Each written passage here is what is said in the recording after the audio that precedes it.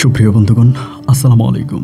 দূরে কাছে দেশে অথবা সে বাইরে থেকে প্রিয় বন্ধুগণ, ঠিক এই মুহূর্তে যে যেখান থেকে বাস্তব জীবনের গল্প শোনার জন্য আমার সাথে জয়েন করেছেন আমি আপন। আর যে আপন জীবনের গল্পের 1359তম পর্বে আপনাকে প্রতিদিনের মতো স্বাগতম জানাচ্ছি। বন্ধুরা, আজ আমি আপনাকে শোনাবো বরিশালের ভাই হুজুর ইয়াকুব আলীর জীবনের চরম ভয়ঙ্কর রকম এক ভৌতিক বাস্তব জীবন কাহিনী। বন্ধুরা, আজকের গল্পের টাইটেল গভীর রাতে মসজিদে দল বেঁধে জিনেরা আসে আলী ইমামের কাছে। গভীর রাতে দল বেঁধে জিনেরা মসজিদে আসে আলী ইমাম হুজুরের কাছে। কিন্তু কেন? এই গল্পটা এক ধর্মীয় জিন নিয়ে এক ভৌতিক বাস্তব জীবনের গল্প। বন্ধুরা, সবাইকে অনুরোধ করবো শুরু থেকে শেষ পর্যন্ত বরিশালের ভাই ইয়াকুব আলীর জীবনের ভয়ঙ্কর বাস্তব গল্পটা আপনারা প্রত্যেকে আমার মুখে শুনবেন এবং গল্প শেষে ইয়াকুব আলীকে আপনার মতো করে একটা মন্তব্য কমেন্ট বক্সে লিখবেন। ধন্যবাদ সবাইকে। সুপ্রিয় বন্ধুগণ, আসসালামু আলাইকুম। আমার নাম মোহাম্মদ ইয়াকুব আলী, আমার বাড়ি বরিশাল। বন্ধুরা, আমি আমার জীবনের গল্পটা শুরু করার শুরুতে আপনাদেরকে আমার পরিবারের সম্বন্ধে জানিয়ে রাখি। আমার পরিবারে আমি আছি, আমার বাবা আছে, মা আছে, রয়েছে আমার দাদা ভাই সহ আমার একজন কাকা। আমাদের পরিবারে আরও সদস্য রয়েছে আমার ছোট 2টা ভাই সহ বড় একটা বোন। আমরা টোটাল 3 ভাই 1 বোন। আমাদের পরিবারটা বরিশাল বিভাগের অদূরের কোনো এক গ্রামের এক নিম্ন মধ্যবিত্ত পরিবার। আমার বাবা পেশে একজন ইমাম। আমি খুব ছোটোবেলা থেকে দেখে আসছি আমার বাবার আজানের শব্দে পুরো গ্রামবাসীরা মসজিদে যেতে। আমার বাবার শুধু ইমামই নয়, আমার বাবা বিভিন্ন জায়গায় বিয়েও পড়ায়। এক কথায় আমার বাবাকে কাজীও বলা চলে। ছোটোবেলা থেকে এক মধ্যবিত্ত ধর্মীয় পরিবারে আমার জন্ম হয় এবং সেখান থেকে আস্তে আস্তে আমার বেড়ে ওঠা, অভাব অনটন, বাবা মায়ের আদর ভালোবাসার মাঝে আমার শৈশবের দিনগুলো বেশ ভালোই কাটে। এরকম করতে করতে আমি মোটামুটি প্রায় বড়ই হয়ে যাই। আলিম পরীক্ষার প্রায় 3 বছর আগে আমি তখন স্কুলের হিসাব করলে ক্লাস 8-এ পড়ি। দেখতে শুনতে আমি অনেকটা বড় হয়ে যাই, আমার শরীরের গঠন অনেক ভালো হয়ে যায় এবং ক্লাস 8-এ পড়া অবস্থায় আমার বাবা তখন সিদ্ধান্ত নিল হঠাৎ করে যে আমাকে একটা জায়গার মধ্যে আমাকে পাঠাবে, আপনার একটা বাড়িতে আমি যাব, ওখানে লজিং থাকবো, সেই বাড়িতে বাবা আমাকে পাঠিয়ে দিবে। তো হঠাৎ করে বাবার এই সিদ্ধান্ত আমার মা একটু অবাক হয়ে গেল। আমরা সবাই বাবাকে জিজ্ঞেস করলাম, আম্মুও জিজ্ঞেস করলো, আমিও করলাম, সবাই করলাম যে কেন হঠাৎ করে আমাকে আপনি একটা জায়গার ভিতরে পাঠিয়ে দিচ্ছেন? আমি তো এখানেই পড়াশোনা করতেছি, মাদ্রাসায় পড়তেছি, তা তো ভালোই হয়।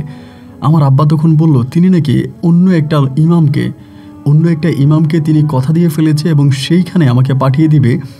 এটা যে শুধু বাবা মিথ্যা বলতেছে এটা আমি বাবার কথাতেই বুঝতে পারি। আসলে বেশ কিছুদিন ধরে আমাদের পরিবারের খুব টানাপড়ন যাচ্ছিল। আমার ছোট 2টা ভাই তখন পড়াশোনা অনেক খরচ যাচ্ছে। আমার বড় বোনকে বিয়ে দিছে, ওই বড় বোন জামাইও আমার আব্বার সাথে অনেক ঝামেলা করে।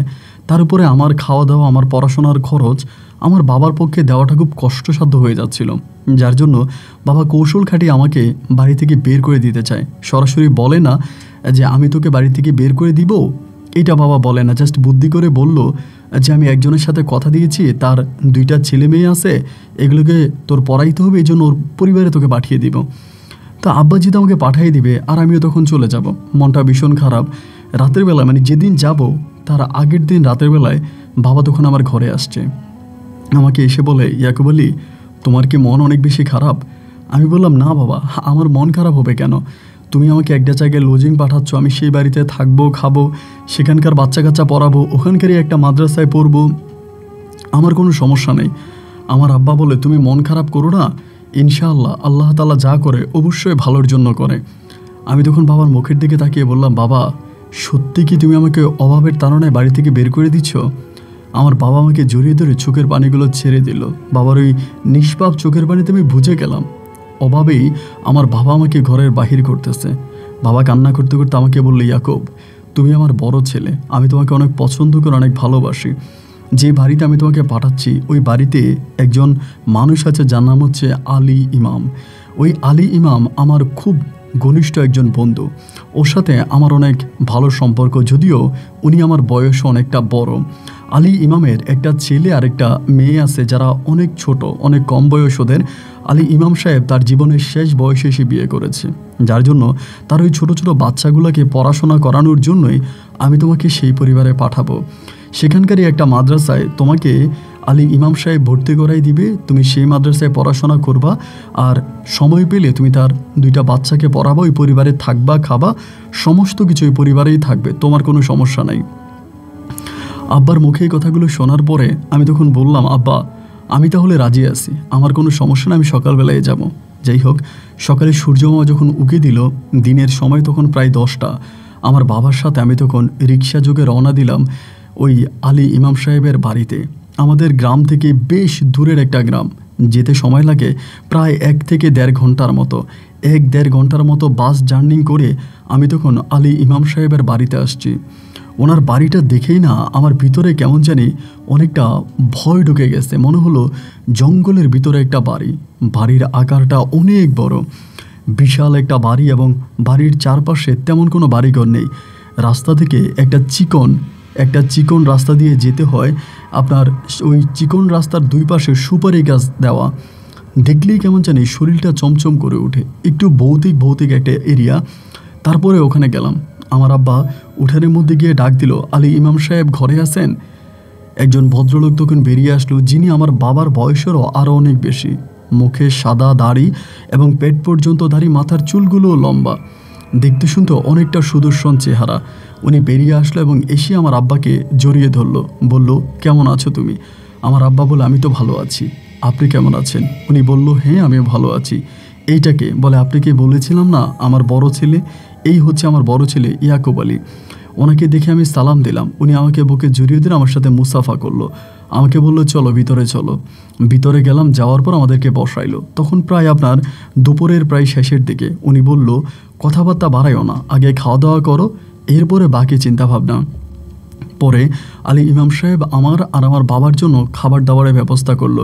মুহূর্তের মধ্যে আমাদেরকে অন্য একটা ঘরে নিয়ে গেল। সে ঘরে হাত মুখ দিয়ে পরিষ্কারে আমরা তখন খেতে বসছিলাম। রাজকীয়ভাবে তখন আলী ইমাম সাহেব আমাদেরকে খাবার দিল। বাবা আর আমি বরপেট খাবার খেলাম। খাবার খেতে খেতে প্রায় 2টা থেকে 2:30টার মতো বেজে যাচ্ছিল। বাবা আলী ইমাম সাহেবকে বলল, আমাকে এবার ছাড়েন, আমার বাড়ি তো বেশ দূরে, আপনি জানেন, যেতে যেতে রাত হয়ে যাবে, আর বেশি রাত হলে আমি গাড়ি পাবো না। আলী ইমাম সাহেব বলে, তোমার ছেলেকে সব কিছু বুঝিয়ে দিয়েছো তো? আমার বাজান বলে, হ্যাঁ আমি আমার সন্তানকে সব কিছু বুঝিয়ে দিয়েছি, আমার সন্তান অনেক ভালো বোঝে, আপনি ওকে নিয়ে টেনশন করবেন না, ও আপনার বাড়িতে ভালোভাবেই থাকবে, সম্মানের সহিত থাকবে। এই কথা বলার পরে বাবা তখন বেরিয়ে যাচ্ছিল। বাবার ওই চলে যাওয়ার দিকে আমি তাকিয়ে আছি। ভীষণ কষ্ট হচ্ছিল, মন চাচ্ছিল বাবাকে বলি, ও বাবা, আমার ছোট 2টা ভাই আর বোন, আমার দাদা, আমার মা, আমাকে আমার বাড়িতে নিয়ে যাও। কিন্তু কি করব, পারিবারিক অভাব, এটা তো বুঝতে পারলাম। যার জন্য বাবার সাথে যাওয়ার ইচ্ছাটাকে আমি মনের গোরস্থানে কবর দিলাম। চুপচাপ তখন বসে আছি। দেখতে দেখতে সন্ধ্যা ঘনিয়ে এলো। সন্ধ্যার পরে যেন এই বাড়িটা আরও বেশি ভৌতিক হয়ে গেল। চারদিকটা অন্ধকার ডেকে আসছে। দূর থেকে ঘেউ ঘেউ কুকুরের শব্দ শোনা যাচ্ছে। একটা শুনশান নীরবতা, কোনো মানুষের শব্দ নেই, কথোপকথন নেই। হঠাৎ করে 2টা বাচ্চা আসলো, পুতুলের মতো সুন্দর। এসে আমাকে বলল, হুজুর, আব্বা আপনি কি ভিতরে যাইতে বলছে? তো আমি ওই বাচ্চা দুটোর সাথে ভিতরে গেলাম। যাওয়ার পরে তখন আলী ইমাম সাহেব আমাকে বলল, এই হচ্ছে আমার ছেলে, এই হচ্ছে আমার মেয়ে, তুমি প্রতিদিন মাগরিবের পরে ওদেরকে এখানে এসেই পড়াবা, আর কালকে সকালে আমি তোমাকে মাদ্রাসায় ভর্তি করাই দিব। তুমি সব বইপত্র নিয়ে এসেছো তো? আমি বললাম, জি আমি সমস্ত বইপত্র নিয়ে এসেছি। তারপরে ওনার একটা ছেলে আর একটা মেয়ে আছে, এই 2টাকে ছোট 2টা, আমি ওই 2টাকে পড়াচ্ছিলাম। পড়াতে প্রায় 8টা থেকে 8:30টার মতো বেজে গেল। ওই মুহূর্তে আমি তখন আলী ইমাম সাহেব আমাকে বলল, ইয়াকুব আলী, খাবার খেতে আসো। ওনারা যে টেবিলে খায় ওই টেবিলে ওনার সন্তানদের সাথে আমাকে তখন খাবার দিল। আমিও ভরপেট খাবার খেলাম। এরপরে আমি ওই ঘরের মধ্যে ঘুমোতে চলে গেলাম। ভাই আপনাকে কি বলবো, ওইটা বাড়ি নয়, যেন একটা বৌতের বাড়ি। কেমন জানি আমি দূর থেকে কেমন শব্দ পাচ্ছিলাম, সাউন্ড পাচ্ছিলাম, কেমন একটা অদ্ভুত রকমের একটা সাউন্ড এই বাড়ির মধ্যে আসে। ঘড়ির সময় রাত প্রায় তখন 2টা থেকে 2:30টার মতো বাজে। আপনি বিশ্বাস করবেন কিনা জানি না, আমি ওই মুহূর্তে স্পষ্ট শুনতে পাচ্ছি ওনার বাড়ির পিছনের বিলে থেকে অনেকগুলো লোক একসাথে জিকির করলে যেরকম শব্দ শোনা যায়, আল্লাহ আল্লাহ আল্লাহ বলে জিকির করতেছে, এরকম জিকিরের শব্দ স্পষ্ট আমার কানে আসলো। আমি তখন অবাক হয়ে গেলাম, এত দূর থেকে এত গভীর রাতে এই জঙ্গলায় জিকির করে কে? এরকম জিকিরের শব্দ আমি স্পষ্ট শুনতে পেলাম। দেখতে দেখতে ফজরে আজানের শব্দ আসলো। আমি তখন হাত মুখ ধুয়ে আলী ইমাম সাহেবের সাথে মসজিদে গেলাম, নামাজ আদায় করলাম। আলী ইমাম সাহেবকে দেখে মনে হলো উনি সম্ভবত ঘুমায় নাই সারা রাত। ওনার চোখ দুটো একেবারে লাল হয়ে আছে। একবার মসজিদে ভেবেছিলাম ওনাকে জিজ্ঞেস করব, আপনার বাড়ির পিছনে এরকম জিকির করে কে? এরকম জিকিরের শব্দ আমি শুনতে পেলাম, কারা জিকির করে? একবার ভেবেছিলাম ওনাকে জিজ্ঞেস করব। আবার নিজে নিজে ভাবলাম, ওনাকে যদি জিজ্ঞেস করি উনি আবার কি মনে করে, খারাপও তো মনে করতে পারে। এই কথা ভেবে আর ওনাকে জিজ্ঞেস করলাম না। ফজরের সালাত আদায় করে তখন ঘরে আসলাম। নাস্তা পানি দিল এবং আলী ইমাম সাহেব আমাকে বলল, ইয়াকুব আলী, তুমি যত দ্রুত সম্ভব হয়ে রেডি হয়ে যাও, আমি তোমাকে মাদ্রাসায় নিয়ে যাব। এরপর উনি আমাকে একটা মাদ্রাসায় নিয়ে গেল, ওনার বাড়ি থেকে খানিকটা দূরে। সাইকেলে করে যেতে হয়। আলী ইমাম সাহেব একটা সাইকেল নিল, আমাকেও একটা সাইকেল দিল। বাইসাইকেল চালিয়ে আমি তখন মাদ্রাসা ওখানে গেলাম। আলী ইমাম সাহেব আমাকে ওই মাদ্রাসায় ভর্তি করাই দিল। আমি মাদ্রাসা ওখানে ভর্তি হয়ে গেলাম। সেদিন ক্লাস করলাম। আসরের নামাজের পরে আমি তখন বাড়ি ফিরে আসলাম। ঘরে আসার পরে আমি আমার পায়জামা পাঞ্জাবি খুলে একটু আরামসে বসলাম। মুহূর্তের মধ্যে আলী ইমাম সাহেবের বড় ছেলে আমাকে ডাকলো। আমাকে বিকেলে নাস্তা দেওয়া হলো। নাস্তা সম্পূর্ণ করে মাগরিবের সালাত আদায় করে আমি তখন আলী ইমাম সাহেবের ছেলে মেয়েকে নিয়ে পড়তে বসছি। আমার মনের ভিতরে একটা জিনিস জাগতেছে, বাড়ির পিছনে এরকম করে জিকির গতকালকে রাতে কারা করলো? আমি ওনার বড় ছেলেকে জিজ্ঞেস করি। ওনার বড় ছেলেটা মোটামুটি দেখতে কিছুটা বড়ই আছে। আমি ওনার বড় ছেলেকে জিজ্ঞেস করলাম যে, আচ্ছা, তোমাদের বাড়ির পিছনে গতকালকে রাতে আমি স্পষ্ট শুনতে পেলাম শত শত লোক মনে হয় একসাথে জিকির করতেছে। তুমি কি আমাকে বলতে পারো এই জিকির কারা করে? ওখানে কি কোনো মসজিদ আছে কিংবা কোনো ঈদগাহ বা এরকম কিছু আছে? এটা বলার পরে আলী ইমাম সাহেবের ছেলে আমার মুখের দিকে তাকিয়ে আছে এবং তাকিয়ে থেকে কোনো কিছু উত্তর আমাকে দেয় না। আমি আবারও জিজ্ঞেস করলাম, বাবু বলো না, তোমাদের বাড়ির পিছনে কি কোনো বড় মসজিদ আছে? এত মানুষ এত গভীর রাতে জিকির করে কেন? একথা বলার পরে ওনার ছেলে আর কিছু বলল না। সম্ভবত আমার এই প্রশ্নটা আলী ইমাম সাহেব পিছন থেকে শুনতে পেয়েছে। উনি তখন আমার কাছে আসলো। আমি তখন ভয় পেয়ে গেলাম, আল্লাহ, আমার কোনো অপরাধ হয়ে গেল কিনা। এসে আমাকে বলে, ইয়াকুব আলী, তুমি আমার ছেলেকে কি প্রশ্ন করেছো, এটা আমাকে করো। আমি তখন বললাম যে, না কাকা, তেমন কিছুই না, আমি কোনো কিছু করি নাই। পরে আমাকে বলে, তুমি আমাকে বলো, নির্দ্বিধায় বলো, আমি তোমাকে উত্তর দিচ্ছি, তুমি ভয় পেও না। আমি তোমার বাবার বয়সে তোমার বাবার মতো। তোমার বাবা আমার খুব ঘনিষ্ঠ বন্ধু, যদিও সে বয়সে আমার ছোট, বাট আমি তাকে অনেক ভালোবাসি। তার সাথে আমার বন্ধুত্বপূর্ণ সম্পর্ক। আমি তখন বললাম, আলী ইমাম সাহেব, আপনার বাড়ির পিছনে গতকালকে রাতে শত শত মানুষের জিকিরের শব্দ আমি শুনতে পেয়েছি। আপনি তো জানি না, আমি তো এই এলাকায় নতুন, আপনার বাড়িতেও নতুন। এত গভীর রাতে এই গভীর জঙ্গলের ভিতরে রাত দুপুরে জিকির কারা করেছে? উনি আমার মুখের দিকে তাকিয়ে বলে, তোমার কি খুব জানতে ইচ্ছে করে?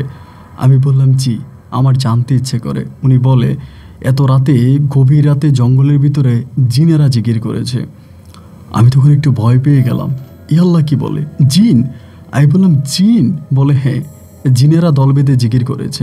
এর থেকেও বেশি কিছু আর জানতে চেয়েও না, এটুকুর মধ্যেই সীমিত থাকো। আমি তখন বললাম যে, আচ্ছা ঠিক আছে, এর থেকেও বেশি আমি আর জানবো না। এই কথা বলার পরে ওনার সাথে এই কথা শেষ হলো এবং এটা শেষ হইলে পরে আমি তখন ঘুমাইতে গেলাম। বিশ্বাস করেন, সে রাতে আর কোনোভাবেই আমার চোখে ঘুম আসছে না। বারবার ভয়ে আমার শরীরটা চমচম করে উঠতেছিল। ইয়াল্লাহ, আলী ইমাম সাহেব এটা আমাকে কি বলল? ওনার বাড়ির পিছনে রাতের বেলায় জিনেরা জিকির করে, এইটা কেমন কথা? ওনার এই কথা শোনার পরে আর কার চোখে বা ঘুম আসবে বলেন? সেদিন রাতেও আমি ঘুমোতে পারি নাই। গভীর রাতে আমি আবারও সেই জিকির আজকারের শব্দ শুনতে পাচ্ছিলাম। বনের ভিতর থেকে আল্লাহ আল্লাহ বলে জিকির করতেছে। মনে হলো যেন শত শত লোকে একসাথে জিকির করতেছে। আমার ভয়ে পুরো শরীর কাঁপকে আসতেছে। মন চাচ্ছে ঘরের দরজা খুলে বাইরে একটা দৌড় দিই। আমি চোখ বন্ধ করে আল্লাহকে ডাকতেছি, হে আল্লাহ, আমাকে তুমি রক্ষা করো। আমি সকালবেলায় বাড়ি থেকে চলে যাব। আমি এই বাড়িতে আর থাকবো না। এ কেমন অদ্ভুত কথা! ঘরের পিছনে জিনেরা জিকির করে আর সেই জিকিরের শব্দ আমি ঘরে বসে স্পষ্ট শুনতে পাচ্ছি। কোনো মতে রাতটা পার হলো, সকালের আজান হলো। ফজরের আজান হওয়ার সাথে সাথে আমি তখন আমার ব্যাগপত্র সব রেডি করে ফেললাম যে আমি আর এই বাড়িতে থাকবো না, আমি এই বাড়ি থেকে চলে যাব। ব্যাগপত্র সব রেডি করলাম। আমি তখন ফজরের আজান হলো, আমি তখন নামাজে যাইনি। আলী ইমাম সাহেব আমাকে বলতেছে, ইয়াকুব আলী, নামাজ পড়তে আসো। আমি বললাম, আমার শরীরটা ভালো না। এই বলে আমি সেদিন আর ফজরের নামাজও পড়লাম না। উনি নামাজ পড়ে এসে ওনার ছেলেকে দিয়ে আমাকে ডাকালো নাস্তা করার জন্য। আমি নাস্তা করতে গেলাম। নাস্তা সম্পূর্ণ করে আমি আলী ইমাম সাহেবকে বললাম যে হুজুর, আমি আপনার বাড়ি থেকে চলে যাব, আমি আপনার বাড়িতে আর থাকবো না। উনি আমাকে বলে, কি বলে ইয়াকুব আলী, তুমি আমার বাড়ি থেকে কেন চলে যাবা? আমার আচার আচরণে, আমার কথাবার্তায় কি তুমি কোনো কষ্ট পেয়েছো? আমার কথাবার্তায় তোমার মনে কোনো কষ্ট গিয়েছে?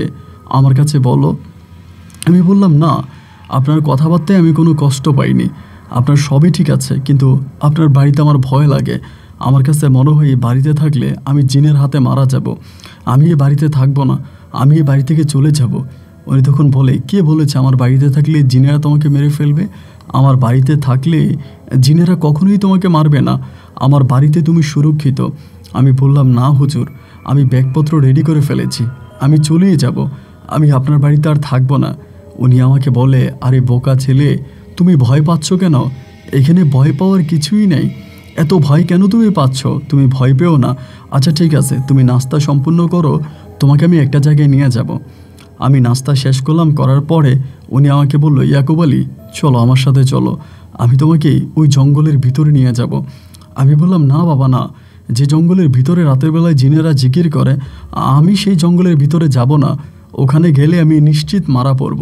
আমি আপনার পায়ে ধরে আপনার কাছে অনুরোধ করে বলি, আপনি আমাকে রিক্সা যোগে এখান থেকে বিদায় করেন, আমি এই জঙ্গলের ভিতরে যাব না।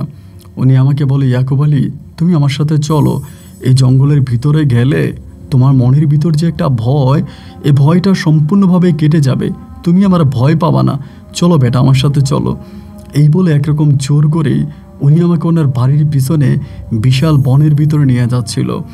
গাছগাছালিতে ভরাই বন, যেমন মনে হয় যেন দিনের বেলায়ও ভালো করে সূর্যের আলো ওখানে পড়ে না, কিছুটা ঘুটঘুটে অন্ধকার।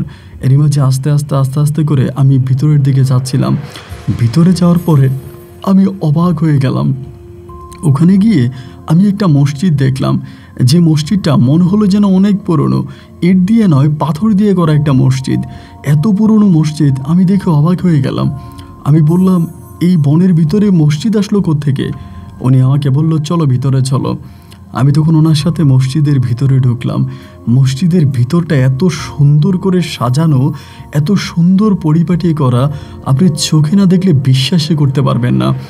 আমি মসজিদের ভিতরে ঢোকার পরে ওনাকে বললাম, হুজুর, এই মসজিদটা এত সুন্দর, বাইরে থেকে মনে হয় যেন মসজিদটা অনেক পুরনো, কিন্তু ভিতরে আমি যখন আসলাম মসজিদের পরিবেশ রীতিমতো আমাকে অবাক করেছে। এত সুন্দর একটা মসজিদ, বনের ভিতরে এই মসজিদে কারাই নামাজ পড়তে আসে? উনি বলে, জিনেরা। আমি আবারও ভয় পেয়ে গেলাম। কি বলেন, জিনেরা? বলে, হ্যাঁ, এই মসজিদে গভীর রাতে জিনেরা নামাজ পড়তে আসে। আমি বললাম, এইটা আপনি কি বলেন? জিনেরা গভীর রাতে নামাজ পড়ে আর সেটা আপনি জানেন? উনি বলে, হ্যাঁ, জানবো না কেন, কারণ তারা তো গভীর রাতে আমার কাছেই আসে। এবার আমার আর বুঝতে বাকি ছিল না যে আমি মৃত্যুর দ্বার প্রান্তে চলে এসেছি, এবার সম্ভবত আমি মরেই যাব। আমি তখন আলী ইমাম সাহেবের দিকে তাকিয়ে বললাম, কি বলছেন আপনি? গভীর রাতে জিনেরা আপনার কাছে আসে? উনি বলে, হ্যাঁ, গভীর রাতে জিনেরা আমার কাছে দল বেঁধে আসে এই মসজিদে। ওদের সাথে আমি মিটিং করি, ওদের সাথে আমি দিনে আলোচনা করি এবং ইসলাম আমি ওদের মাধ্যমে প্রচার করি, এবং ওরা আমার সাথে বসে গল্পগুজব করে কথাবার্তা বলে। তুমি ভয় পেও না।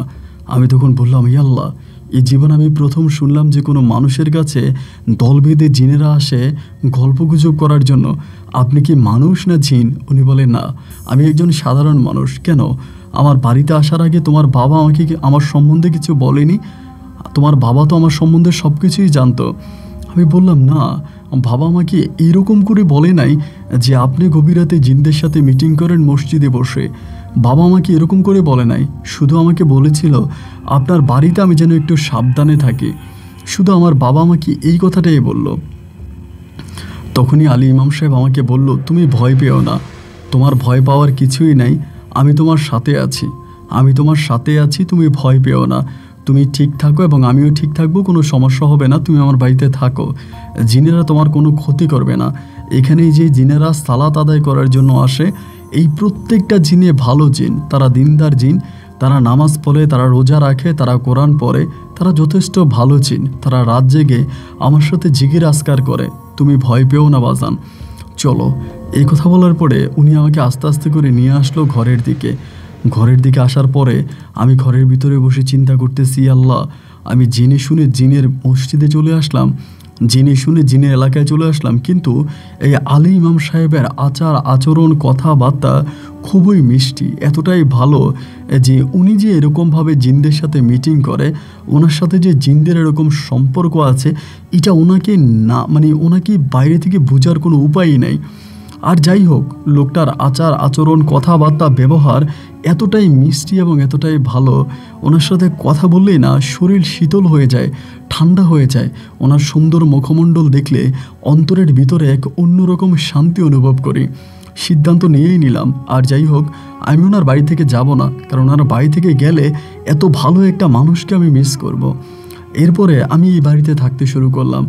1 দিন 2 দিন 3 দিন 4 দিন করে এই বাড়িতে থাকতেছি। প্রতি রাতে আমি জিনদের জিগিরের শব্দ শুনতে পাইতাম। জিনেরা ওখানে জিগির করে, এই জিগিরের শব্দ আমি শুনতে পাচ্ছিলাম। এরকম করে ওনার বাড়িতে আমি 1 দিন 2 দিন নয়, প্রায় 1 বৎসরের মতো কাটিয়ে দিই।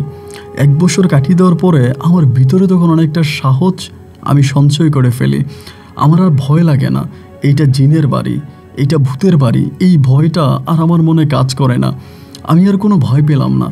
আমার কাছে মনে হলো জিনের বাড়ি হয়েছে তো কি হয়েছে, আমি একদিন জিন দেখব। হঠাৎ নিজের মাঝে এই জিনিসটা জাগলো যে আলী ইমাম সাহেব যে জিনদেরকে, উনি জিনের সাথে মিটিং করে, আলোচনা করে, জিনদের সাথে দিনই আলোচনা করে, আমি একদিন ওই জিনদেরকে দেখতে যাব। আমি একদিন এই জিনদেরকে দেখতে যাব এবং জিনেরা কেমন সেটা আমি একটু দেখব। আমি তো জীবনে কখনো জিন দেখি নাই। এটা বলার পরে আমি ভাবলাম যে আমি আলী ইমাম সাহেবকে বলবো যে আপনি একদিন আমাকে ওখানে নিয়ে যান, আমি দেখব যে জিনেরা আপনার সাথে কি আলোচনা করে, আপনার সাথে কি মিটিং করে, কি বলে। তো এই সিদ্ধান্ত নিলাম। আবার বললাম, এইটা বললে যদি উনি রাগ করে বা আমাকে অন্য কিছু মনে করে, ওনাকে না বলে রাতে যখন জিনেরা জিগির করে, আমি আস্তে আস্তে করে মসজিদের পাশে দাঁড়িয়ে জানালা দিয়ে জিনদের জিগির দেখব। এইরকম একটা চিন্তাভাবনা তখন মাথায় আসলো। আমার ভিতর তখন প্রচুর সাহস কাজ করতে শুরু করে। আগে যেরকম আমি ভীতু ছিলাম, ভয়ে থাকতাম, প্রচণ্ড রকমের নিজের মাঝে ভয় কাজ করতো, এই ভয়টা আর আমার এখন কাজ করে না। এখন মোটামুটি আমি অনেকটা ভালো আছি, আমার কোনো কিছুতে ভয় লাগে না এবং আমি অনেকটা সাহসী হয়ে গেছি ওই সময়টাতে। পরে আমি চিন্তা করতেছিলাম যে আমি যাব, আমি এই বাড়িতে যাব, আমি এই মসজিদে যাব এবং এই যে মসজিদে জিনেরা জিকির আজকার করে, এইটা আমি আমার 2 নয়ন ভরে দেখব। একদিন গভীর রাতে জিনেদের আল্লাহ আল্লাহ জিকিরের শব্দ শুনতে শুনতে আমি ঘর থেকে বেরিয়ে গেলাম। চারদিকটা গুটগুটে অন্ধকার, মনে হলো যেন এই মুহূর্তেই আমাকে কেউ ধরে নিয়ে যাবে। তারপরেও ভয়কে জয় করে আমি আস্তে আস্তে করে বাড়ির পিছনে গেলাম। বাড়ির পিছনের পথ ধরে আমি জঙ্গলের দিকে হাঁটতে শুরু করলাম, বিলের দিকে হাঁটতে শুরু করলাম। একটু একটু করে বনের ঠিক কাছাকাছি চলে গেলাম। দূর থেকে তখন মসজিদটা দেখা যাচ্ছিল। মসজিদের ভিতরে প্রচুর আলো জ্বলতেছে। আপনি শুনলে অবাক হয়ে যাবেন, এই মসজিদের মধ্যে কোনো ইলেকট্রিসিটির ব্যবস্থা ছিল না, কোনো কারেন্টের ব্যবস্থা ছিল না, কিন্তু তারপরেও দেখে মনে হলো মসজিদের ভিতরে প্রচুর বাতি জ্বলতেছে এবং শুধু সাদা সাদা মাথা দেখা যাচ্ছে। মনে হলো যেন অনেকগুলো মাথা আমি দেখতে পাচ্ছি। আমি তখন ভাবলাম আমি ভিতরে যাব। এই ভেবে আমি তখন আস্তে আস্তে করে মসজিদের খুব কাছাকাছি গেলাম এবং মসজিদের কাছাকাছি যাওয়ার পরে আমি দূর থেকে দেখলাম আলী ইমাম সাহেব বসে আছে মিম্বরের মাঝে এবং ওনার সামনে সাদা কাপড় পরিহিত অনেকগুলো মানুষ বসে আছে, যাদের কোনো মাথা দেখা যায় না, যাদের শুধু একটা সেটু বোঝা যায়। উনি ওনার 2 হাত তুলে, ওনার মাথায় একটা পাগড়ি পরা ছিল, পাগড়ি পরা অবস্থায় উনি ওনার 2 হাত তুলে জিনদের সাথে কথা বলতেছে, জিনদেরকে বিভিন্ন ইশারা ইঙ্গিত করতেছে, বিভিন্ন আলোচনা করতেছে, আর জিনেরাও ওনার মুখের দিকে তাকিয়ে আছে। এই দৃশ্যটা আমি আমার স্বয়ং দুচোখে দেখেছি। এরপরে ভাবলাম আমি আর ভিতরের দিকে যাব না, এর ভিতরে গেলে হয়তো আমি বিপদে পড়ে যাব। আমি ভিতরে না গিয়ে আমি বেরিয়ে চলে আসলাম ওখান থেকে বেরিয়ে চলে আসলাম এবং পরের দিন সকালবেলা যখন আমি আলী ইমাম সাহেবের সাথে ফজরের সালাত আদায় করার জন্য মসজিদে গেলাম, আলী ইমাম সাহেব আমাকে বলে, ইয়াকুব আলী, তুমি গতকালকে রাতে এত বড় সাহস কেমনে দেখাইলা? আমি তখন ভয় পেয়ে গেলাম, আল্লাহ উনি আবার আমাকে বকা টকা দেয় কি না, আমি তো গতকালকে রাতে এই কাজ করেছি, উনি তো বুঝে গেছে। আমি বললাম যে মানে হুজুর আপনি কি আমার উপর রাগ করেছেন? উনি বলে না রাগ করি নাই, কিন্তু তুমি যে মানুষটা আমার বাড়ির পিছনে জিনেরা মসজিদে জিকির করে শুনে আমার বাড়িয়ে ছেড়ে দিচ্ছিলা, আমার বাড়িতেই তুমি আর থাকবা না, এরকম সিদ্ধান্তই নিয়ে নিয়েছিলা, আর সেই মানুষটা কিনা এখন জিনদের দেখার জন্য গভীর রাতে আমার বাড়ির পিছনে বনের ধারে ওই মসজিদে চলে গেলা। তোমার ওই পরিবর্তন দেখে আমি অবাক হয়ে গেলাম। আমি তোমাকে একটা কথা বলি ইয়াকুব আলী, তুমি শোনো, মনে রেখো পৃথিবীতে যত প্রাণী আছে তাদের মাঝে আল্লাহর কাছে গ্রহণযোগ্য, পছন্দের এবং ক্ষমতাধর প্রাণী হচ্ছে একমাত্র মানুষ। মানুষকে 18,000 প্রাণীর ভিতরে সবাই ভয় পায়। মানুষকে সব প্রাণীরাই ভয় পায়, জিনেরাও মানুষকে ভয় পায়। পৃথিবীর সব প্রাণীদের কাছে মানুষ অনেক বড়, যার জন্য তুমি ভয় পেও না। মনের ভিতরে সাহস রাখবা, তুমি মানব জাতি, তুমি রাসূল পাক সাল্লাল্লাহু আলাইহি সাল্লামের উম্মত। তুমি রাসূলের উম্মতরা কখনো মৃত্যুকে ভয় করে না। রাসূলের উম্মতরা অন্য কোনো প্রাণীকে ভয় করে না, অন্য কোনো প্রাণীকে ভয় পায় না। বুকের ভিতরে রাসূলের শক্তিকে সঞ্চয় করে ইমানি শক্তিতে তুমি জেগে ওঠো, ভয় পেও না ইয়াকুব আলী। আমি তখন ওনার মুখের দিকে তাকিয়ে আছি, মনে হচ্ছে যেন আমার বাবা আমাকে আদেশ করতেছে। এত সুন্দর করে মিষ্টি করে এর আগে আমাকে আর কেউ কখনো বুঝায় নাই। আমি আলী ইমাম সাহেবের কথাগুলো খুব মনোযোগ দিয়ে অক্ষরে অক্ষরে শুনতেছিলাম। অনেকক্ষণ ধরে সুন্দর করে মিষ্টি করে আমাকে বুঝাইল। ওনার কথা শুনতে শুনতে মনে হয় যেন আমার শরীরটা শীতল হয়ে গেল। এরপরে আমি মসজিদ থেকে বেরিয়ে আমি ওনার বাড়িতে যাব। এই মুহূর্তে বাড়ির মাঝামাঝি সময় আসছে, উনি আমাকে বলল, ইয়াকুব আলী তোমাকে একটা কথা বলি।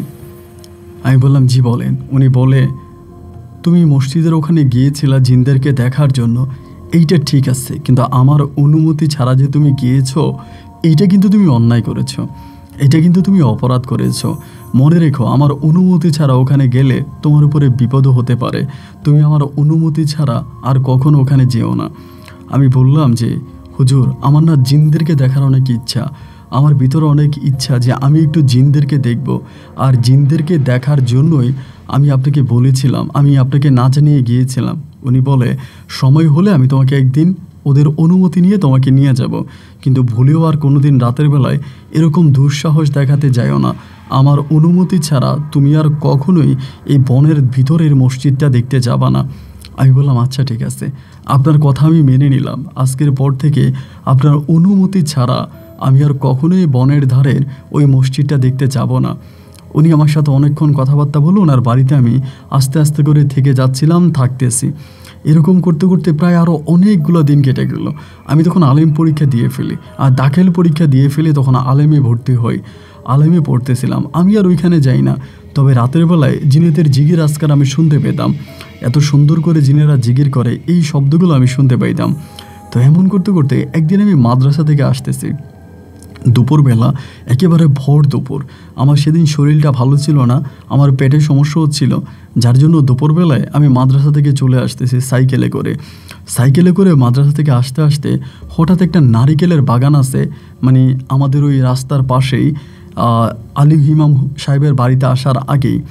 তো নারিকেলের বাগানের ভিতরে একজন লোক বসে আছে, সাদা পাঞ্জাবি পরিহিত অবস্থায়, মাথার মধ্যে একটা পাগড়ি আছে এবং দাড়িগুলো অনেক বড় বড়। আমাকে দেখে ডাক দিল, এই হুজুর এদিকে আসো। দুপুরবেলা আমি তখন চিন্তা করলাম এই লোক কি, এই নারিকেল বাগানে বসে আমাকে ডাকতেছে।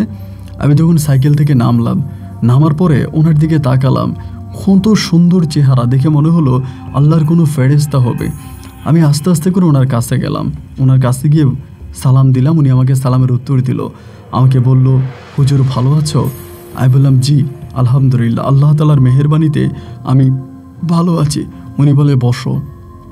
যখন বসতে বলল, আমি বললাম না, আমার তো তাড়া আছে, আমার পেটটা ভালো না, আমার পেটের ভিতরে গুড়ুর মুড়ুর করতেছে, আমি বাড়ি যাব। উনি বলে বসো, তোমার পেট ভালো হয়ে যাবে।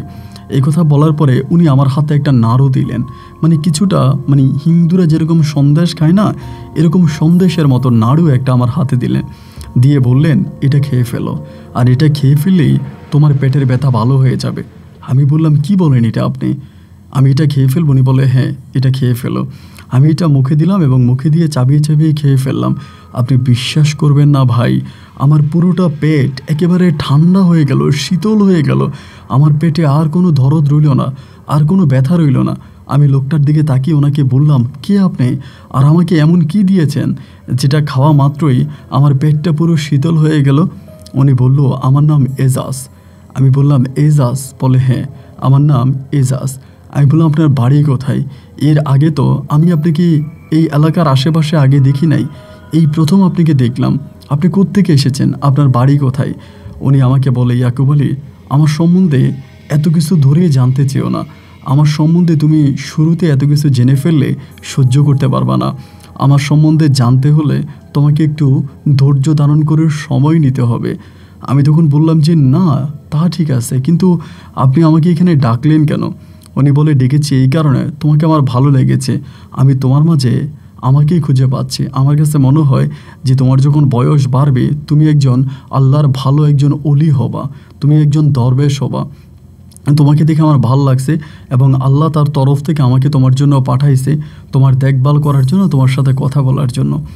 আমি তখন বললাম যে আসলে এইটা আপনি কি বলতেছেন? উনি বলে, তুমি আমার সাথে গল্প করতে ভয় পাচ্ছ, কষ্ট হচ্ছে? আমি বললাম, না আমার কষ্ট হচ্ছে না, ভয়ও পাচ্ছি না, কিন্তু আমি অনেকটা অবাক হয়ে যাচ্ছে যে হঠাৎ করে আপনার মতো একটা মানুষ আমাকে এইভাবে ডেকে আমার পেটের ধরদ মুহূর্তে ভালো করে দিলেন আর আমাকে এত সুন্দর করে কথা বলতেছেন।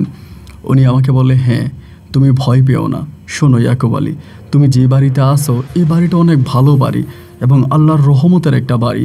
তোমার কাছে আমার অনুরোধ, তোমার সাথে যে আমার দেখা হয়েছে, কথা হয়েছে, এটা তুমি পৃথিবীর কোনো মানুষের সাথে শেয়ার করো না, এটা তুমি কাউকে বলো না।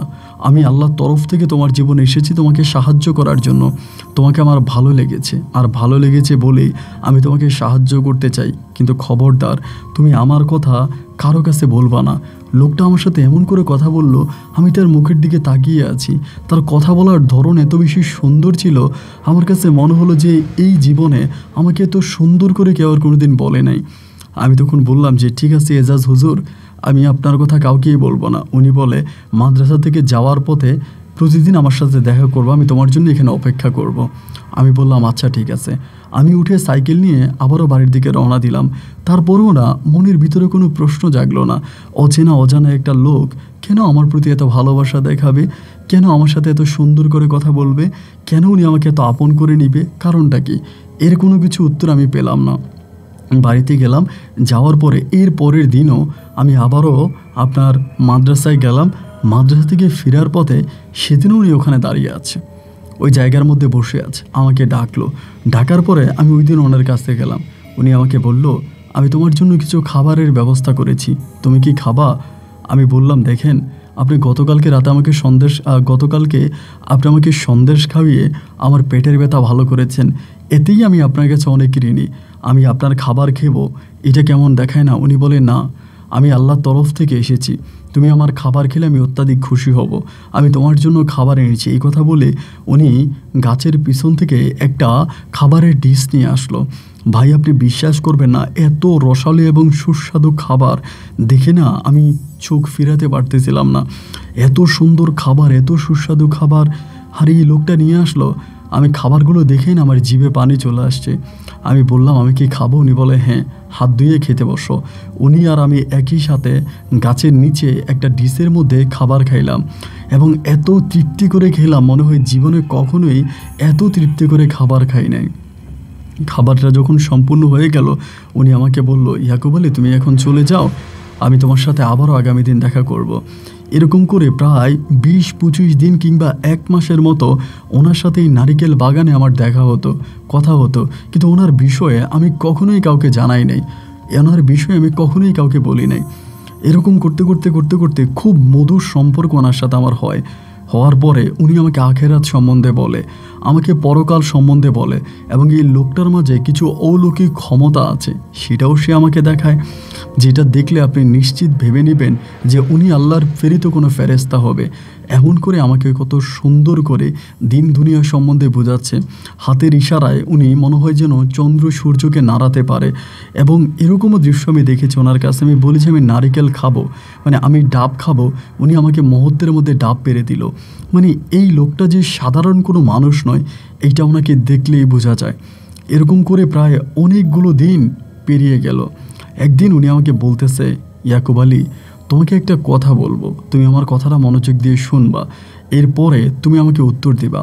আমি বললাম, জি বলেন। উনি বলে, জান্নাতে জান্নাতে আপনার বেহেশতে আল্লাহ তাআলা প্রতিটা বান্দার জন্য অনেক ধরনের খাবার রেখেছেন এবং সুখী জীবনযাপনের ব্যবস্থা রেখেছেন। এই জীবনটা হচ্ছে আমাদের কাছে ছোট্ট একটা জীবন। আমরা যখন এই জীবনে ভালো কাজ করে মারা যাব, পরকালের জীবনে কোনো মৃত্যু নেই, আর পরকালে মৃত্যুবিহীন এই জীবনে আমরা অনেক সুখে থাকব।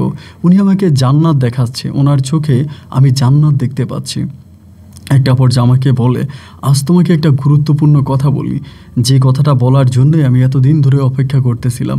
ইয়াকুব আলী, তুমি যে বাড়িতে আসো, যে বাড়িতে তুমি আসো, সেই বাড়িটা হচ্ছে আলী ইমাম সাহেবের বাড়ি, তাই না? আমি বললাম, হ্যাঁ, এই বাড়িটা আলী ইমাম সাহেবের বাড়ি, আমি ওনার বাড়িতেই থাকি।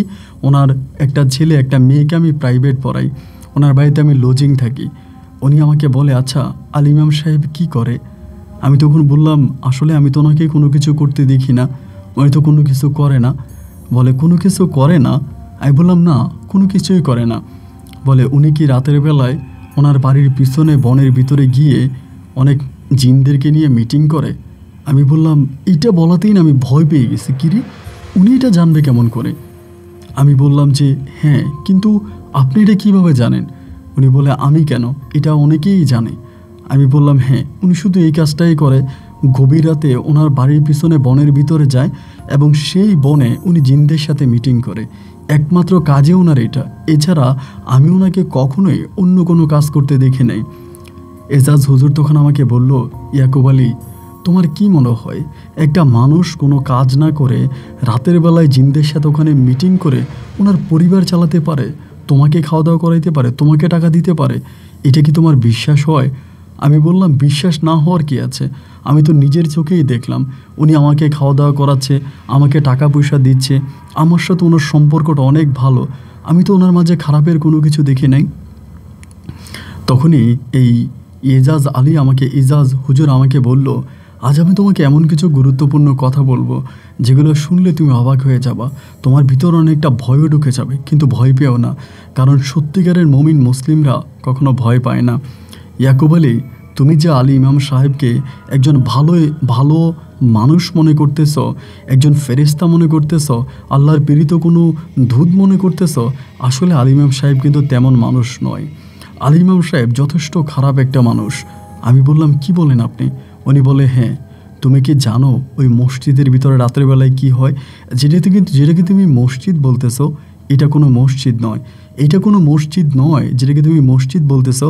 এখানে বসে তারা শুধু কুফুরি করে, জিন জাতি আর মানুষ জাতির মাঝে একটা কুফুরি হয়, তারা ওই কুফুরি করে যেটাকে শিরিক বলা হয়। এমন পাপ তারা করে, যে এমন পাপ কাজ তারা করে যেটা শুনলে তুমি অবাক হয়ে যাবা। রাতের বেলায় গোপনে গোপনে তুমি যখন এই মসজিদ দিয়া দেখতে গেছিলা, তোমাকে আলী ইমাম সাহেব সাবধান করেছে তার অনুমতি ছাড়া তুমি যাতে আর কখনোই ওখানে না যাও। আমি বললাম, হ্যাঁ, উনি বলেছিল তার অনুমতি ছাড়া আমি যেন কখনোই ওখানে না যাই।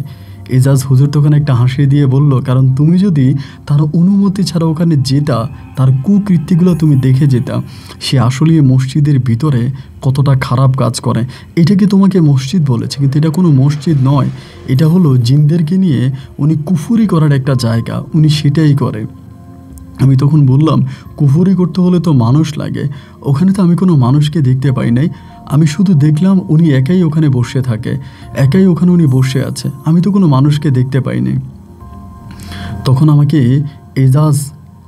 এজাজ বলল যে, দেখো, আমি তোমাকে ওই মসজিদটা দেখাচ্ছি, ওই মসজিদে কি হয় আমি তোমাকে দেখাচ্ছি। এই বলে একটা আয়না বের করলো, অনেক বড় একটা আয়না বের করলো, এবং আয়নাটা বের করে আমাকে বলল, আয়নার দিকে তাকাও। আমি তখন আয়নার দিকে তাকালাম, যে দৃশ্য আমি দেখতে পেয়েছি এইটা আমি এখানে মুখে বলতে পারবো না, আস্তাগফিরুল্লাহ। আমি এটা দেখে থমকে গেলাম। আমি বললাম, এটা আপনি কি বলেন? উনি বলে, হ্যাঁ, উনি মূলত এই মসজিদের ভিতরে এই ধরনের কার্যকলাপগুলো করে এবং উপর থেকে উনি সবার কাছে আলী ইমাম, একজন নেতা, একজন মসজিদের ইমাম, সবাই তাকে জিনের সর্দার বলে ডাকে, কিন্তু মূলত তিনি জিনদের সাথে এই ধরনের নোংরা কাজ করে। এরপরেও কি তোমার মনে হয় যে ওনার বাড়িতে থাকলে তুমি ভালো থাকবা? আমি তখন বললাম, যে দৃশ্য আপনি আমাকে দেখালেন, এরপরে ওনার বাড়ির খাবার খাওয়া তো আমার জন্য হারাম। আমি আজকের পর থেকে ওনার বাড়ির কোনো খাবার খাবো না, ওনার বাড়ি থেকে আমি বেরিয়ে চলে আসব। এজাজ হুজুর আমাকে বলল, ইয়াকুব আলী, ওনার বাড়ি থেকে তুমি বেরিয়ে গেলেই কি সব সমস্যার সমাধান হয়ে যাবে? তুমি কি মনে করো আমি ওনার বাড়ি থেকে বেরিয়ে যাব তাতেই এই আলী ইমাম সাহেব ভালো হয়ে যাবে, আর তাতেই তুমি আল্লাহর জন্য কাজ করা তোমার হয়ে গেছে, এটাই কি বোঝাচ্ছ? আমি বললাম, এছাড়া আমি কি করব? উনি আমাকে বলে, একটা খারাপ মানুষকে যদি তুমি এক কোপ দিয়ে 2 টুকরা করে ফেলতে পারো তাহলে নিশ্চিত তুমি জান্নাতে যাবা।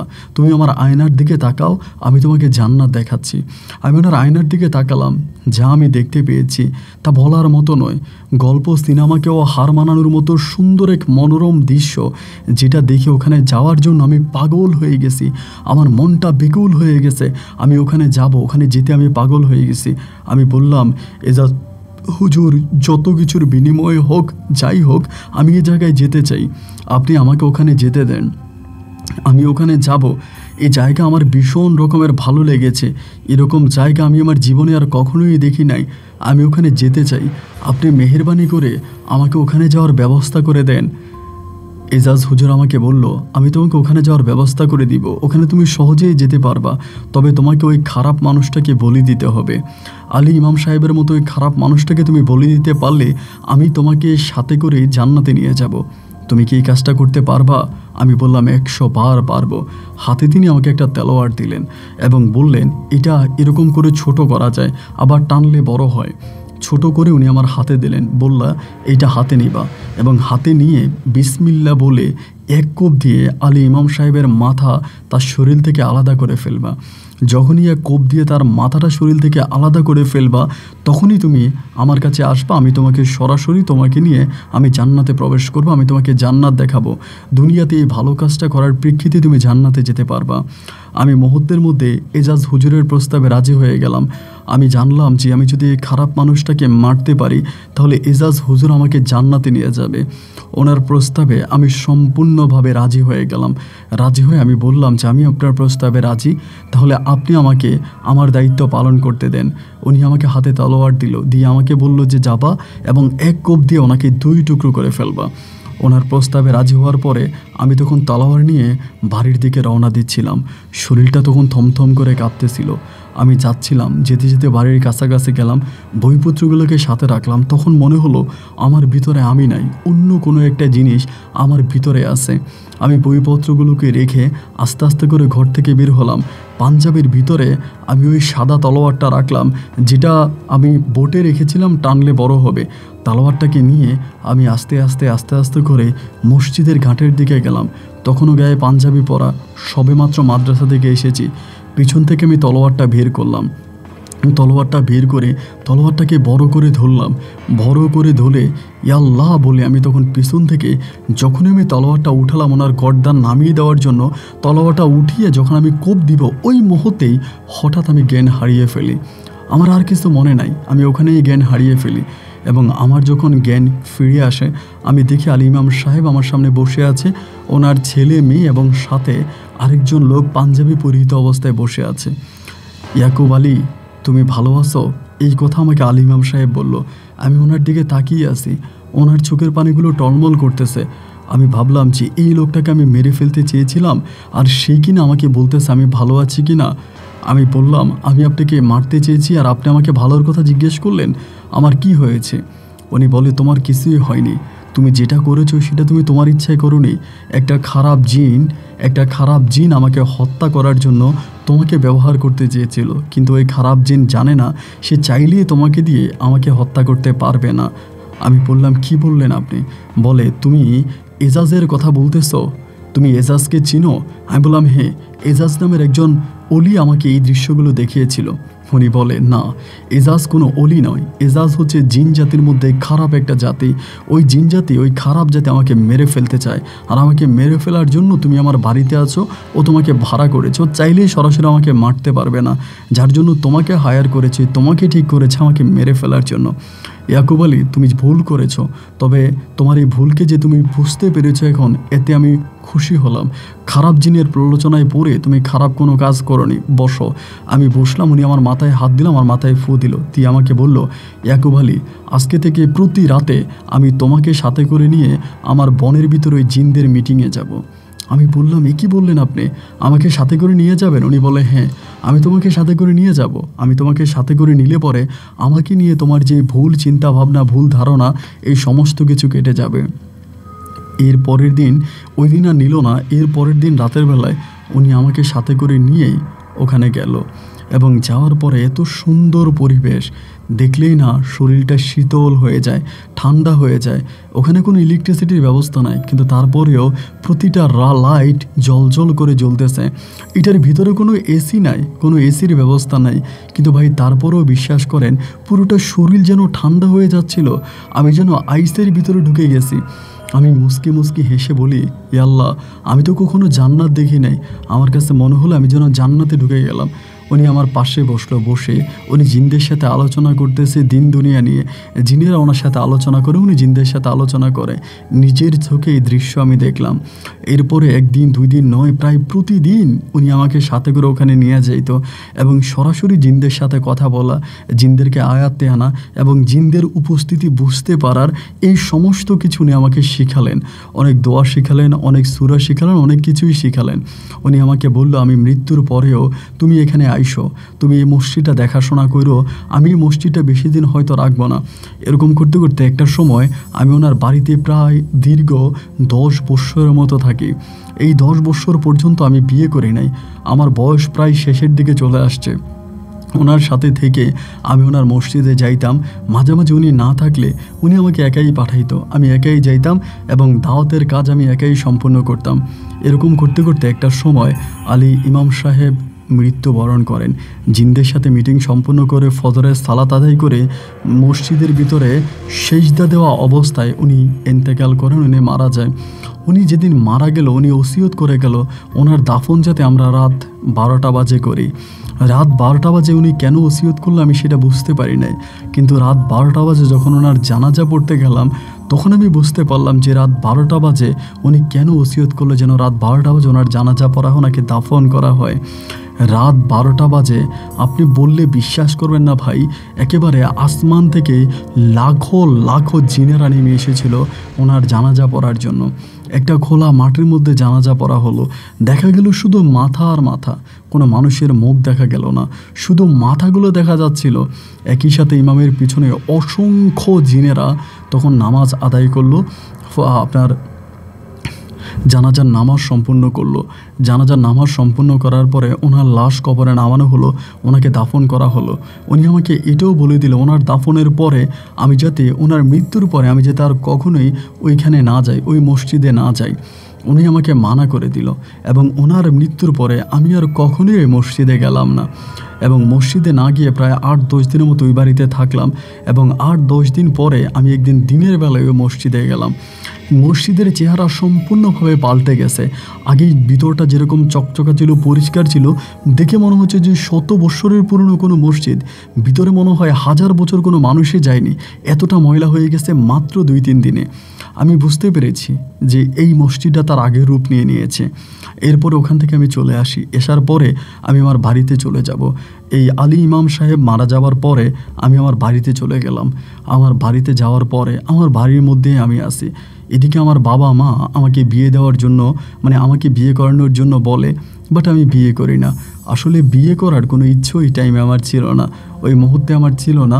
আমি এই মুহূর্তে বিয়ে করব না। বারবার আমার বাবা মাকে একটা কথাই বলি যে তোমরা আমাকে বিয়ের জন্য চাপ দিও না, এই মুহূর্তে বিয়ে করার কোনো ইচ্ছা আমার নাই। বিয়ে করার সময় যদি আমার হয় আমি নিজেই তোমাদেরকে বলবো যে আমি বিয়ে করব। আপাতত আমি এখন বিয়ে করতে চাচ্ছি না। আমার বাবা মাকে আমি বারবার মানা করে আমি বিয়ে করব না। এরপরেও ওরা আমাকে প্রতিটা মুহূর্তে মুহূর্তে বিয়ের জন্য চাপ দিয়ে যাচ্ছিল। এমন করে 1 দিন 2 দিন 3 দিন কাটতে কাটতে আমাদের বাড়ির পিছনে একটা অনেক বড় দিঘি আছে। এটাকে সবাই মরা দিঘি বলে।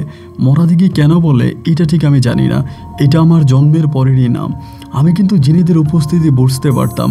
রাতের বেলা আমি যখন ঘুমিয়ে থাকতাম আমি বুঝতে পারতাম যে মরা দিঘিতে কারা যেন গোসল করে, কারা যেন মরা দিঘিতে দপিয়ে দপিয়ে গোসল করে, পানির শব্দ আমি শুনতে পেতাম।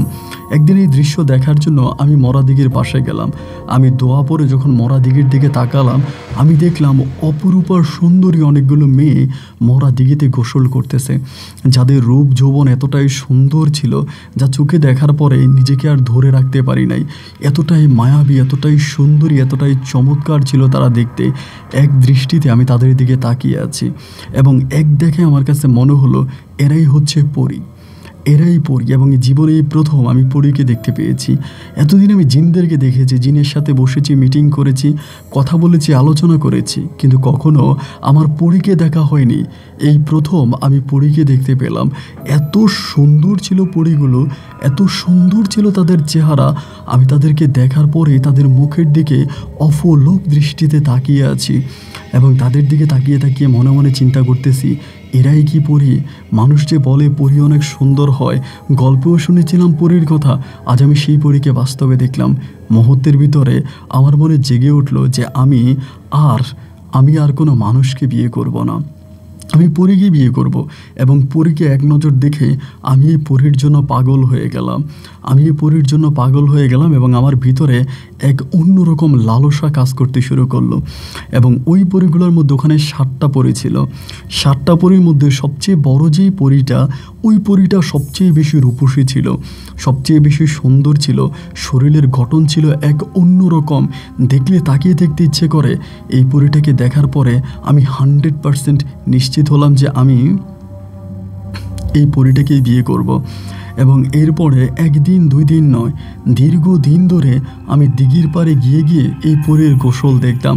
ওরা দিঘির পানিতে সাঁতরাতো, দিঘির পানিতে লাফাতো, আবার গাছের উপর উঠতো, ওখান থেকে লাফ দিয়ে পড়তো। তাদের রূপ আমাকে সম্পূর্ণ তাদের প্রতি আকৃষ্ট করে ফেললো। একদিন আমি সিদ্ধান্ত নিলাম আমি ওই বড় পরীটাকে আমার কবজায় নিয়ে আসব। কিন্তু আমি যদি এইভাবে সরাসরি ডিস্টার্ব করি তাহলে ওরা এখান থেকে চলে যাবে, আমি ওদেরকে আর ফিরে পাবো না। একদিন শনিবার ছিল রাতের বেলায়, শনিবার রাতের বেলায় আমি আমার তন্ত্র মন্ত্র আমি যতটুকু আলী ইমাম সাহেবের কাছ থেকে শিখেছি তা নিয়ে দিঘির পাড়ে উপস্থিত হলাম।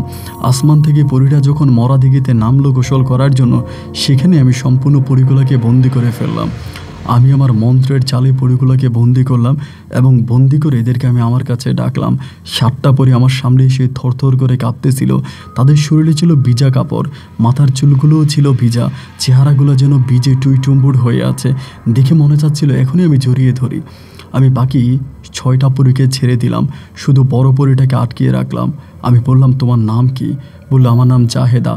আমি বললাম তোমাকে আমার পছন্দ হয়েছে, আমি তোমাকে বিয়ে করতে চাই। উনি বলে আমি তোমাকে চিনি, আমি তোমাকে জানি, তুমি আলী ইমাম সাহেবের শিষ্য।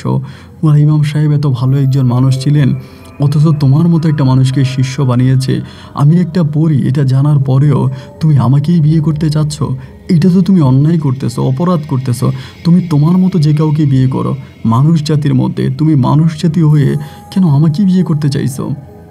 আমি বললাম আমি মানুষ জাতি হওয়ার পরেও আমি তোমাকে বিয়ে করতে চাই, আর আমি তোমাকে বিয়ে করতে চাই, আমি তোমাকে বিয়ে করব। ও আমাকে বলে যে না, আমি তোমার কাছে বিয়ে বসবো না, আমি তোমাকে বিয়ে করব না। একটা পর্যায়ে আমি তাকে ওখানেই বন্দি করে ফেলি এবং বন্দি করে আমি যেই ঘরে থাকতাম ওই ঘরে আমি তাকে নিয়ে আসি। নিয়ে এসে তন্ত্র মন্ত্র দিয়ে তাকে আমি সম্পূর্ণভাবে বন্দি করি। বন্দি করে আমি বললাম আমার সাথে তোমাকে রাত কাটাতে হবে।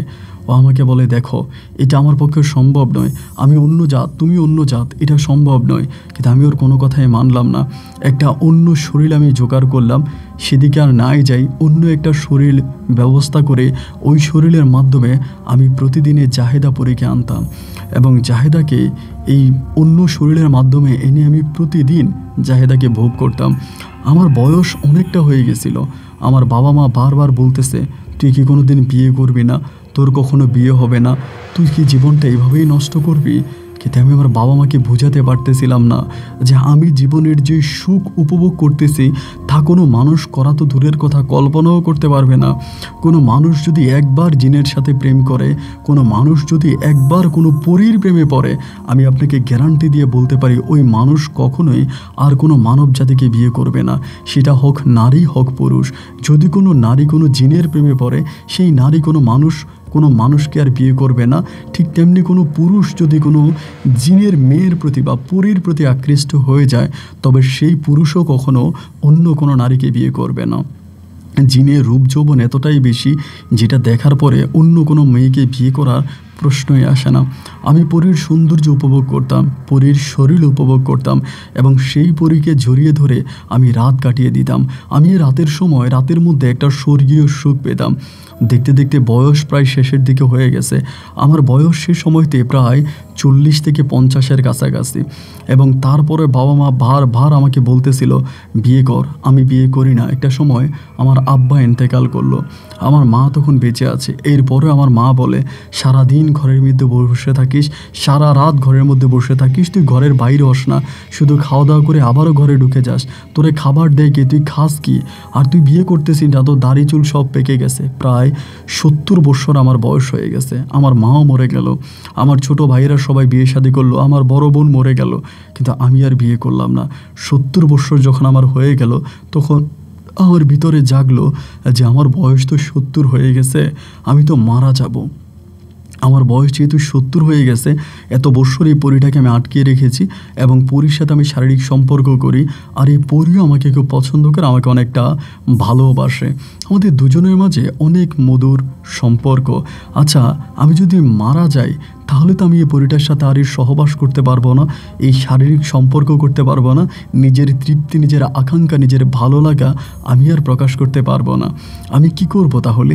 আমি এই পরীটাকে বললাম যে দেখ, আমি অমর হতে চাই, আমি মৃত্যুর পরেও যাতে আমার আত্মা তোমার সাথে শারীরিক সম্পর্কে লিপ্ত থাকতে পারে, আমার আত্মা যাতে এই রকম প্রাণ ফিরে পায়, আমি সেই রকম কোনো অলৌকিক ক্ষমতা, অলৌকিক শক্তি আমি চাই। ওই পরী আমাকে বলল এটা অনেক কঠিন কাজ, এটা তুমি সাধন করতে পারবা না। সেই সময়তে পরীটা আমার সাথে অনেক ভালো হয়ে যায়। আমার উপর অনেক রাগ ছিল, অভিমান ছিল, আমি তাকে বন্দি করে রেখেছি, কিন্তু শেষের দিকে তারা রাগ অভিমান রইল না। আমি তাকে ভালোবাসি এবং সেও আমাকে ভালোবাসে। মুক্ত করে দেওয়ার পরেও ও আমাকে ছেড়ে যায়নি। আমি তাকে মুক্ত করে দেওয়ার পরেও আমার কাছে ফিরে এসেছে। তার মানে ও আমার শিকার হয়ে গেছে, ও আমাকে ভালোবাসে। আমি এই পরীটাকে বললাম যে দেখো, আমি মৃত্যুর পরেও তোমার সাথে এই সম্পর্কে জড়িয়ে থাকতে চাই, আমি মৃত্যুর পরেও তোমার সাথে এরকম সম্পর্ক করতে চাই। তুমি আমার দেহ পছন্দ হবে, আমি যাতে আত্মা পৃথিবীতে থাকতে পারে, আমার আত্মা যাতে তোমার সাথে এই সম্পর্ক করতে পারে, মেহেরবানি করে তুমি আমাকে এই মন্ত্রগুলো শিখিয়ে দাও। পরী তখন আমাকে বলল এটা করতে হলে তোমাকে যেই কাজটা করতে হবে, এই কাজটা বড্ড কঠিন একটা কাজ, তোমার পক্ষে এই কাজটা করা আমার মতে সম্ভব হবে না, যার জন্য আমি তোমাকে বলবো অন্য কোনো একটা ব্যবস্থা করো। আমি পরীটাকে বললাম যে দেখো, আমি এটাই করতে চাই, আমি এই কাজে করতে চাই, তুমি আমাকে মেহেরবানি করে এটাই বলো, আমি এটাই করব। পরী আমাকে বলল আচ্ছা ঠিক আছে, এটা আমি তোমাকে আগামী দিন জানবো, তোমাকে কি করলে তুমি মৃত্যুর পরও আমার কাছে ঠিক একইভাবে আসতে পারবা। এই কথা পরী আমাকে জানালো। আমি পরীর কাছ থেকে এই কথা শুনবো পরের দিন, এবং পরের দিন পরী জেনে শুনে আমাকে বলল ইয়াকুব আলী, তোমাকে অনেক কঠিন একটা কাজকে সাধন করতে হবে। তুমি যদি এই কঠিন কাজটা সাধন করতে পারো ইয়াকুব আলী, তারপরে তুমি আমরণ, পৃথিবী ধ্বংস হওয়া পর্যন্ত তোমার আত্মা আমার সাথে একইভাবে থাকবে, এটা তুমি করতে পারবা? আমি বললাম হ্যাঁ, যত কঠিন কাজই হোক আমি করব। বলে তোমাকে কবর থেকে আলী ইমাম সাহেবের মাথার খুলিটাকে তুলে আনতে হবে। আমি বললাম মানি, এটা তুমি আমাকে কি বললা? বলে হ্যাঁ, তোমাকে কবরের ভিতরে ঢুকে আলী ইমাম সাহেবের মাথাটা তুলে আনতে হবে। তুমি যদি কবরের ভিতরে ঢুকে আলী ইমাম সাহেবের মাথাটা এনে দিতে পারো আমার কাছে, তবেই আমি এইটাতে মন্ত্র পড়ে এমন কিছু কাজ করে দিব যাতে তুমি ওই মাথাটা, যত পৃথিবীতে এই মাথাটার মাধ্যমে তুমি তোমার আত্মা আমার কাছে আসতে পারবে। তবে আলী ইমাম সাহেবের মাথাটা আমার লাগবে, ওনার মাথাটা। আমি তখন বললাম যে এটা আমি কি অন্য কোনোভাবে আনতে পারবো না? বলে না, এটা সরাসরি গভীর রাতে তার কবর খুলতে হবে এবং তার কবর খুলে সেখান থেকেই তোমাকে ওই মাথাটা আনতে হবে। শুধু তুমি এটাই করতে পারবা, এটা এটা তোমাকে করতে হবে। যদি এটা করতে পারো তবেই তুমি মৃত্যু পর্যন্ত আমি তোমার সাথে থাকতে পারবো। তুমি তো আমাকে এখন মুক্ত করে দিয়েছো, আমি তো আর এখন তোমার কাছে বন্দি নাই। আমি তোমাকে যেটা বলেছি তুমি যদি সেটা করতে পারো, তোমার মৃত্যু হওয়ার পরেও তোমার বডি, তোমার দেহ আমি একইভাবে তোমার মাঝে পাবো। আমি বললাম ঠিক আছে, এইটা আমি করব। আমি কবর থেকে আলী ইমাম সাহেবের ওই মাথা উঠিয়ে আনবো। কবর থেকে আলী ইমাম সাহেবের মাথা উঠিয়ে এনে তোমার কাছে দিলেই তো তোমার কাজ তুমি সম্পূর্ণ করতে পারবা। পরীটা আমাকে বলল, হ্যাঁ, কবর থেকে আলী ইমাম সাহেবের মাথা উঠে এনে দিলেই তোমার কাজ শেষ।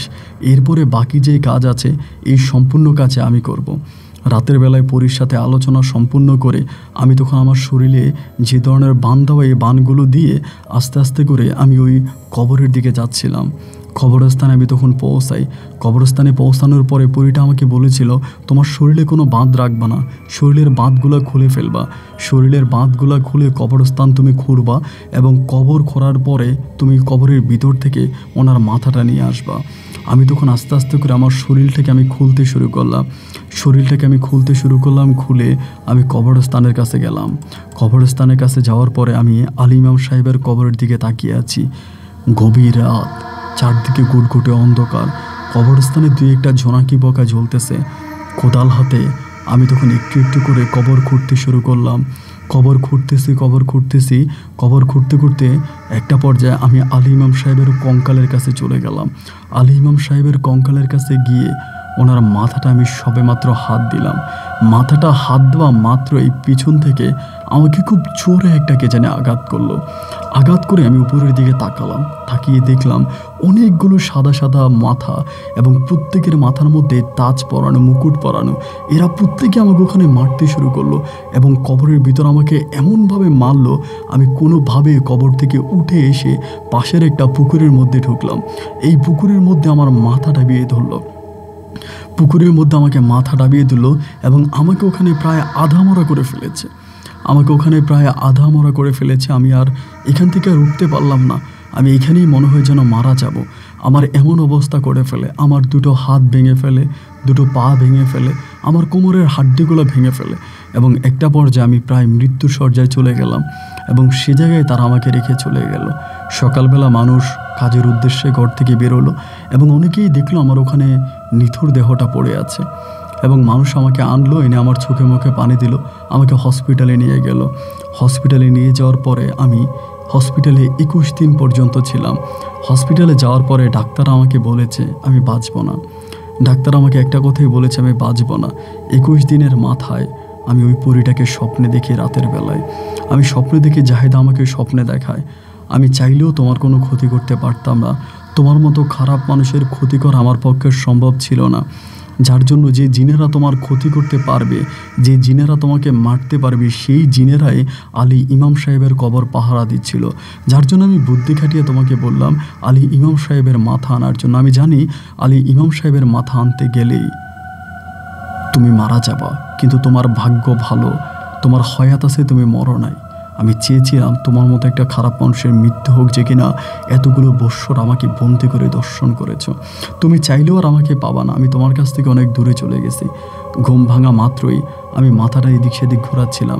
সাথে আমার একটা ভাতিজা বসে আছে, যে একজন হুজুর, ওই একটা মাদ্রাসায় ইমামতি করে এবং সাথে একটা মসজিদে নামাজও পড়ে।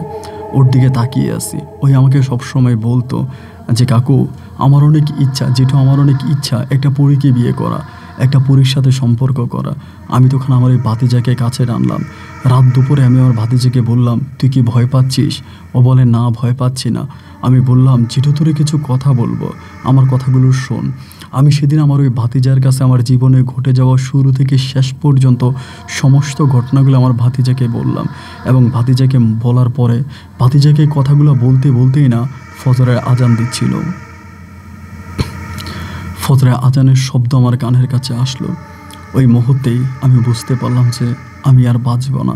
ভাতিজাকে সম্পূর্ণ কথাগুলো বলে দেওয়ার পরে আমি আমার ভাতিজাকে অনুরোধ করলাম, তুই যে আমাকে সবসময় বলতি জেঠু আমার একটা পরীকে বিয়ে করার স্বপ্ন, আপনি আমাকে একটা পরীকে বর্ষে এনে দেন। আসলে পরীকে বিয়ে করলে মানুষের জীবনে এমনটা ঘটে, আমি তার জ্বলন্ত প্রমাণ। পরীর ফাঁদে কখনো পা দিস না। মানুষ জাতি, মানুষ শুধু মানুষের জন্যই থাক, পরীর জন্য না। জিনদের জগতের সাথে মানুষের জগতের যদি কখনো অ্যাড হয়ে যায় তবে এটা ভালো কিছু বয়ে আনে না। জিন পরীর কাছ থেকে দূরে থাকবি, এটা কখনো স্বপ্নেও ভাববি না যে তুই কখনো কোনো পরীকে বিয়ে করবি। এক পরীর জন্য আমার পুরো জীবন শেষ, আমি বিয়েও করলাম না, আমি সংসারও করলাম না, সেই পরী শেষ পর্যন্ত আমাকে মেরেই ফেললো। ভাতিজাকে সব কিছু বলার পরে আমি পরপারে চলে গেলাম, আমি মারা গেলাম।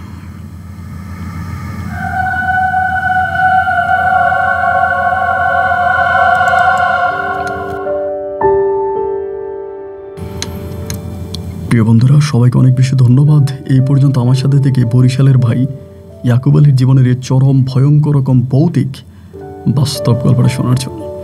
রীতিমতো আমার শরীরের পশম দাঁড়িয়ে গেছে, আমি আর কথা বলতে পারছি না, আমি অনেকটা ভয় পেয়ে গেছি। আমাকে গল্পটা লিখে পাঠিয়েছেন ইয়াকুব আলীর ভাতিজা মুরাদ হোসেন। উনিও একজন মসজিদের ইমাম, এখন তিনিও প্রায় মধ্যবয়স্কর শেষ বয়সে এসেছে, তিনার বয়সও প্রায় 40 থেকে 45 বছর। ওনার জেঠু, ওনার বড় জ্যাঠার গল্পটা ছিল। আলী ইমাম সাহেব ইয়াকুব আলী অনেক বছর আগে মারা গেছে এবং তার ভাতিজার মুখে এই গল্পটা আমার শোনা। যাই হোক, রীতিমতো এই গল্প আমাকে অবাক করেছে এবং আপনার কাছে কেমন লেগেছে গল্প তা কমেন্ট বক্সে লিখবেন। না যেখানেই বিদায়, আপনার সাথে আমার দেখা হবে অন্যদিন অন্য কারো বাস্তব জীবনের গল্প নিয়ে ইনশাআল্লাহ। আল্লাহ হাফেজ অ্যান্ড আসসালামু আলাইকুম।